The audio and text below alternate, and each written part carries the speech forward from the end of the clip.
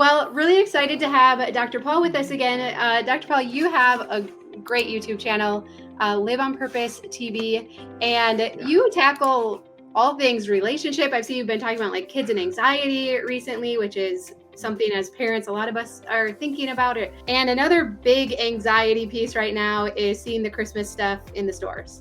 Well, for moms, I don't know. Do dads feel Christmas anxiety? I don't know. But for us moms right now, like we are feeling the Christmas anxiety. And I love this question. So my sister and I are doing a course. It's called 5 Days to an Organized Christmas, where we want to help you with some of this. We even have a free printable planner that goes along with it. But this was one of the questions that's already been submitted in that group, which I think a lot of us can relate to. How can I simplify when all of Christmas is on my shoulders? I'm a people pleaser through and through. My husband and kids expect every tradition to happen, and I fear letting them down. That's from Raylyn. So no pressure, but can you solve this for us? Raylyn, you could have signed that with multiple names because you're not the only one who is dealing with this. Yeah. And okay, so Dawn, I'm a psychologist. And I can't turn it off. All right. So we're going to go psychology here for a minute. Okay. Let's start with this idea. Circumstances are neutral. Okay. All right. Now just swallow hard or whatever you need to do. When I say circumstances are neutral, I do not mean that they are easy or painless, because sometimes they're very difficult and painful. Yeah. But when I say circumstances are neutral, what I mean is, it is what it is. Okay, now you've heard that phrase before, which can be totally annoying depending on who's saying it. But if you just consider for a minute, okay, it is what it is, meaning where you are, what you have, who you're with, the way things are right now without changing anything, it is what it is. Check this out. It could always be better. According to your own judgment. Yeah. Which you can't turn off, by the way. Okay. But just check that out for a minute. We're always judging.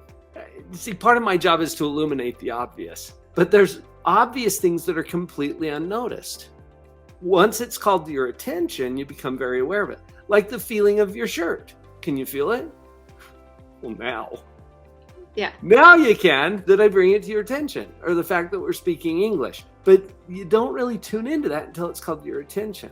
Okay, so one of those things is that you're constantly judging. Just notice it. You judge yourself pretty harshly sometimes, right? You judge your family. You judge your circumstances, your coworkers, your kids, me. You're judging me. It's cool. I'm judging you. Right?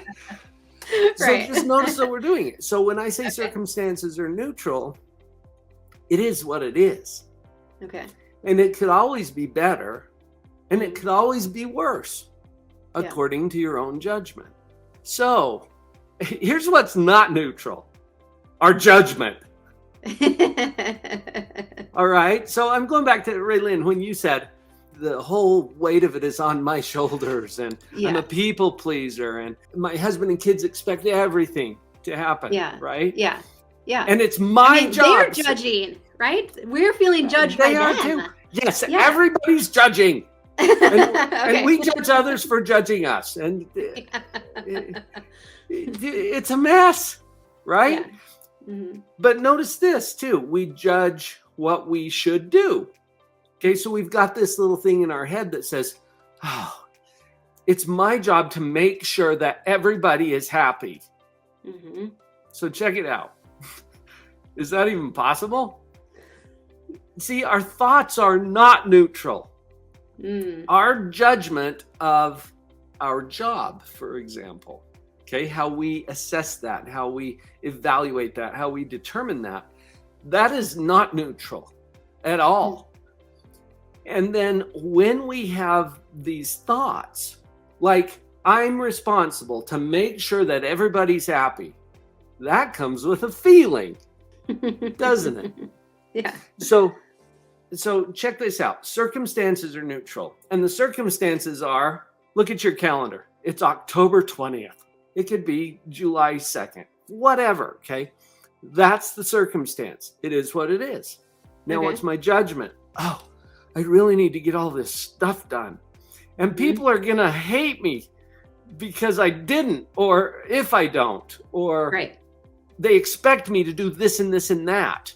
Okay, that's all mental. That's all thoughts. Okay. That's not my actual circumstances right here. No. Okay. But we think it is. Right. Yes. Right. They make it feel like it is. You know what, Don? I interviewed Dr. Richard Nisbet on my podcast, Live on Purpose Radio.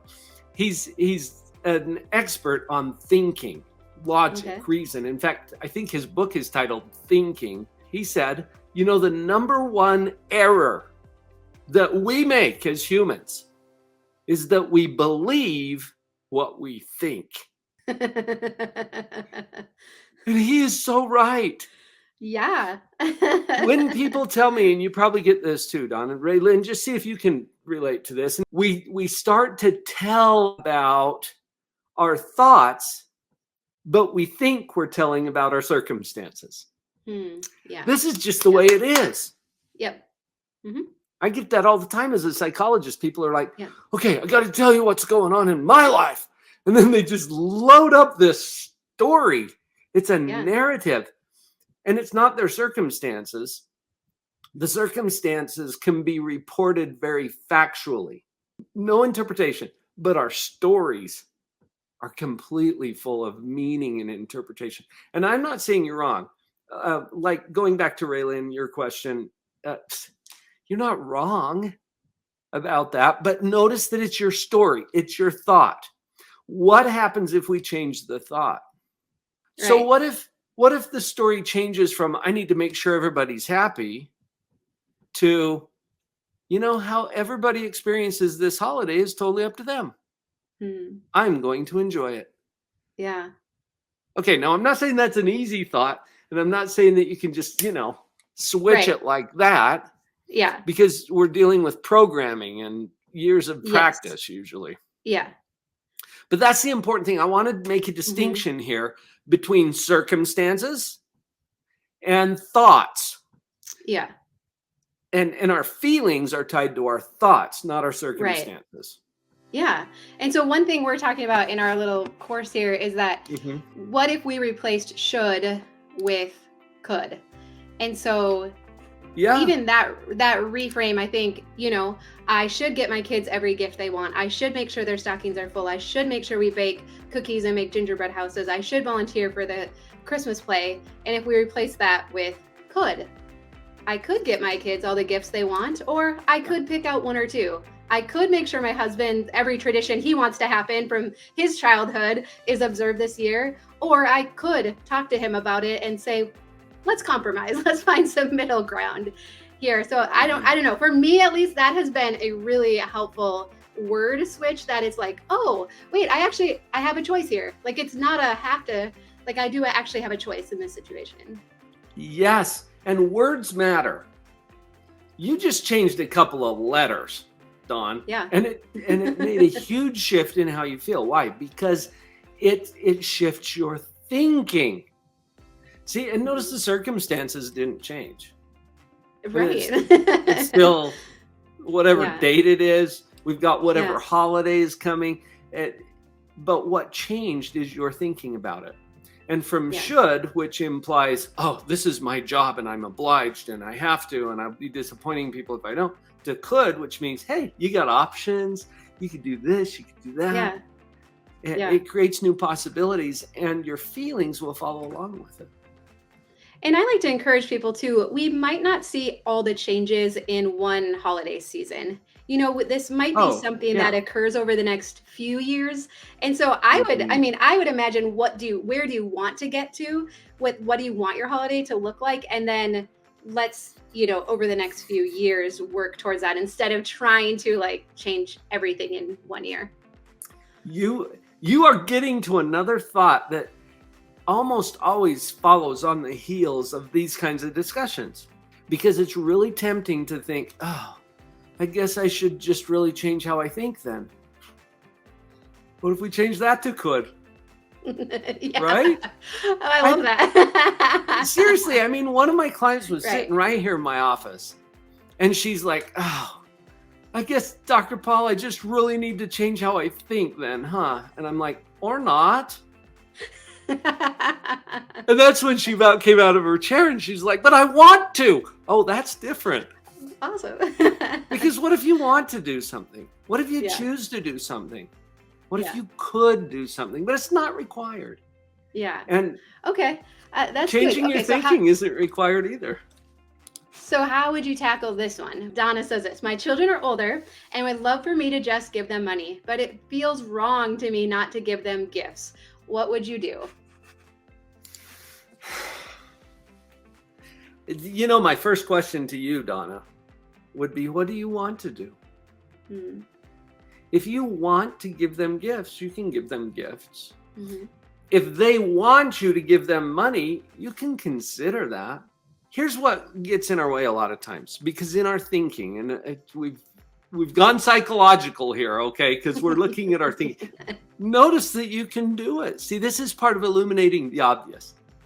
Notice that you can do it, and notice that your thinking about this is, oh, I want to give them a gift, but they want to receive money, and now there's a conflict.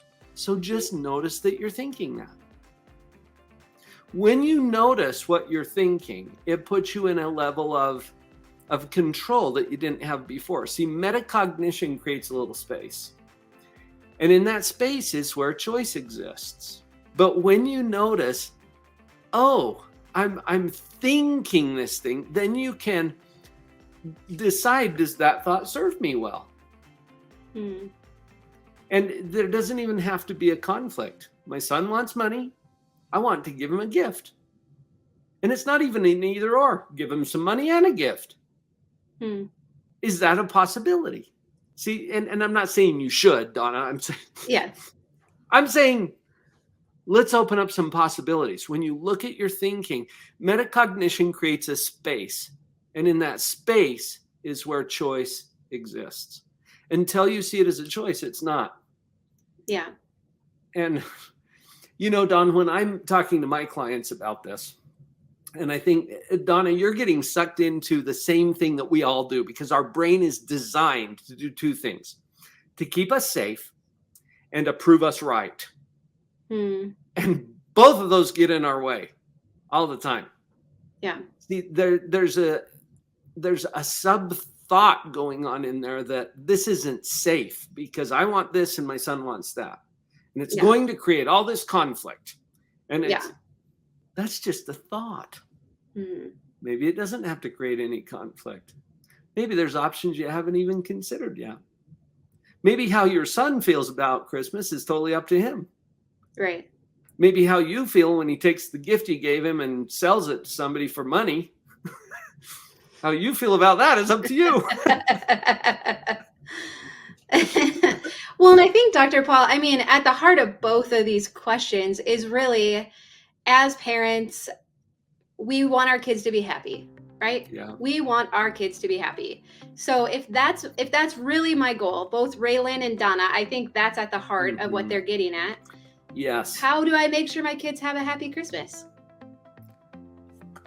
Okay, brace yourself. You can't. You can't. I mean, think about it. How many times have you done everything within your power to make sure that somebody's happy and they weren't? Yeah. That's because you don't control that. Now, and don't misunderstand me. I'm not saying that you shouldn't do any of these things, these traditions, or these things that you think you're supposed to do.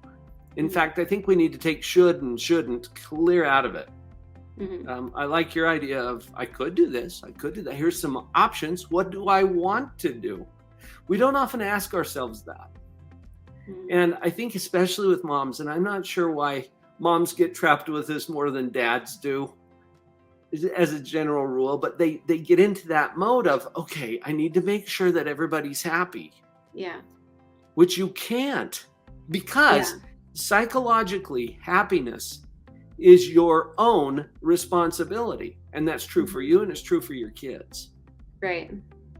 And it is true that we can create a context in which that's maybe more likely to happen. Yeah. I mean, if you decided today, think about this.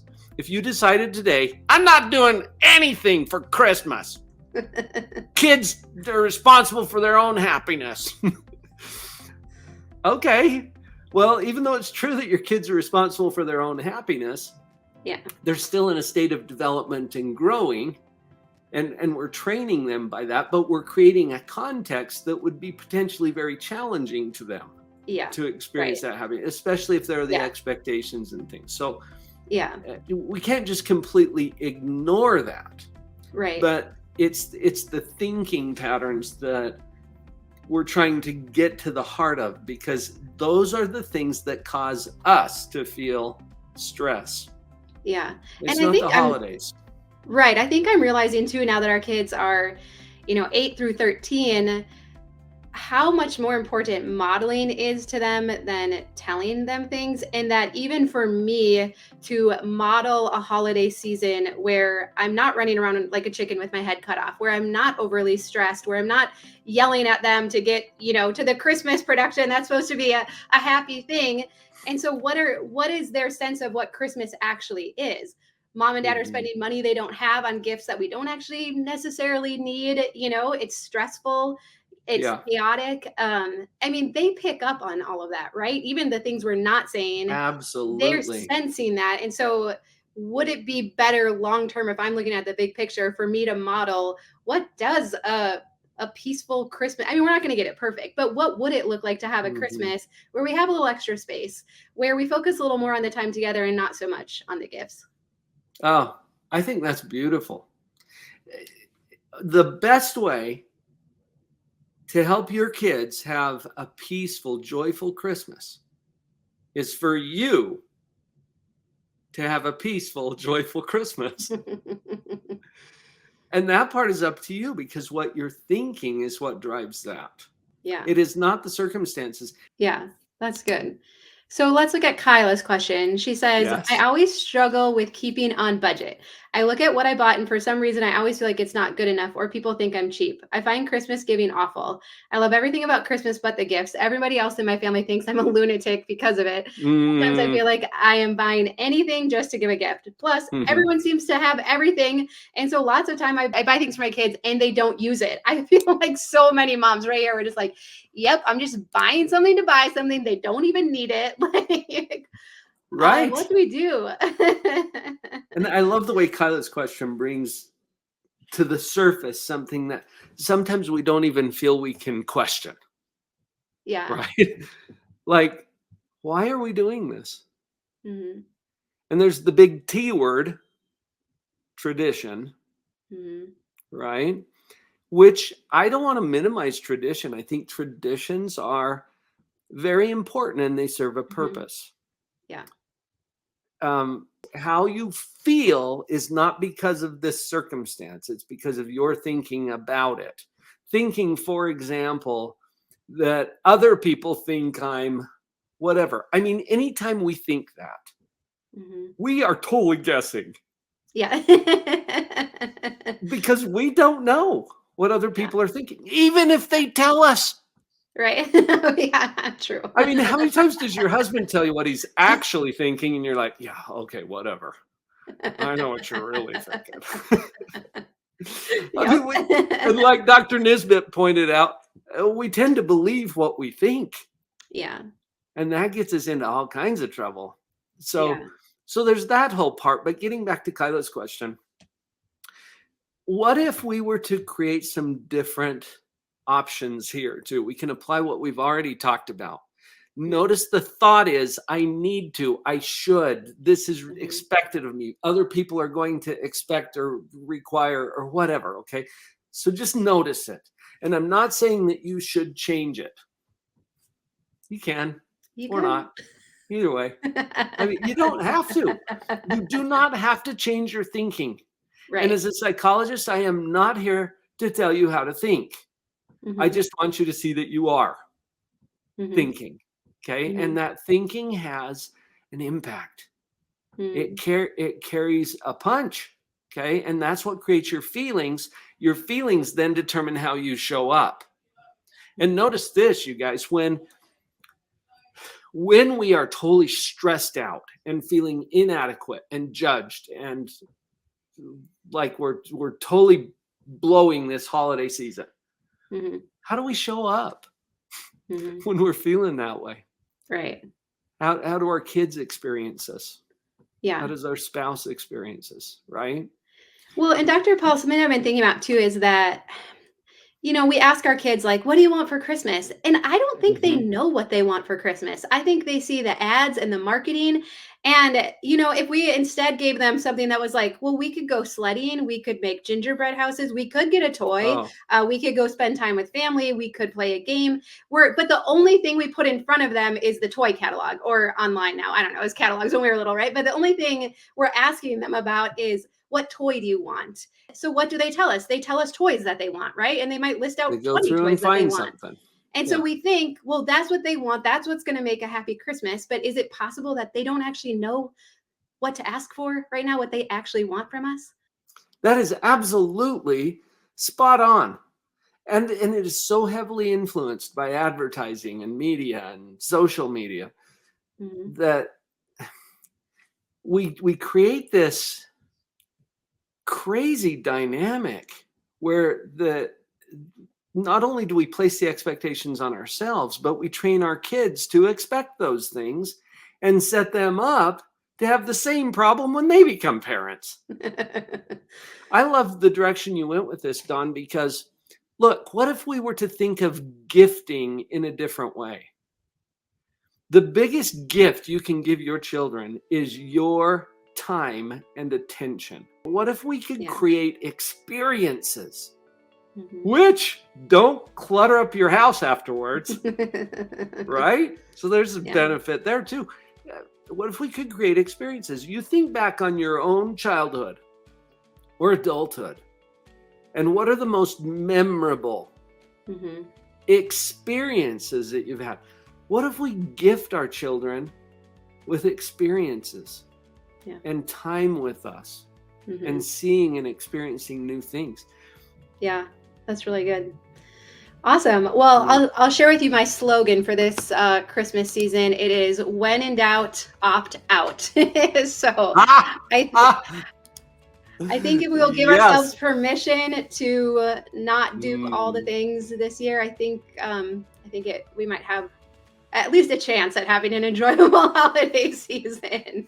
So, well, one of my coaches recently shared with me, Dr. Paul, if it's, and I'll adjust the language just to, sanitize it just a bit, but he'd said it a little harsher than this. He said, if it's not heck yes, then it's heck no. Yeah.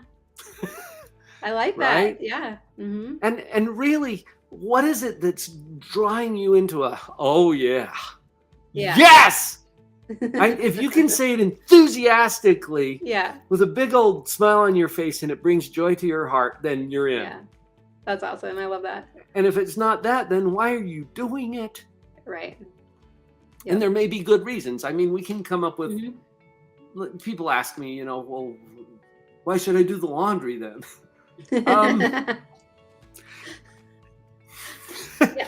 I mean, you might have good reasons. Right. To do something. Yeah. But if it's tied up in all of this neurotic, I should, or people are going to think, or it's expected of me, or whatever, we're going to cause some stress in our own heart and mind. So if it's not heck yes. Yeah. I love that. Well, you can find Dr. Paul Live on Purpose TV on YouTube, also your podcast too, full of lots of great wisdom.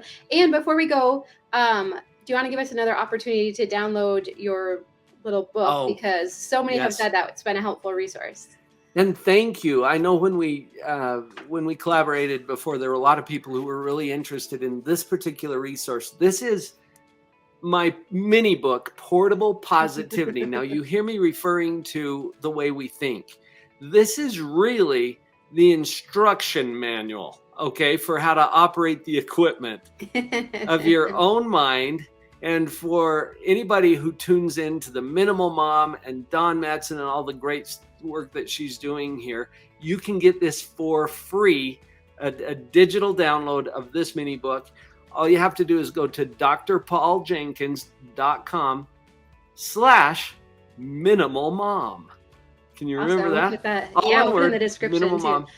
And I'll just give you a download. You can order a hard copy if you want. Just pick up the shipping and I'll send you a copy as well.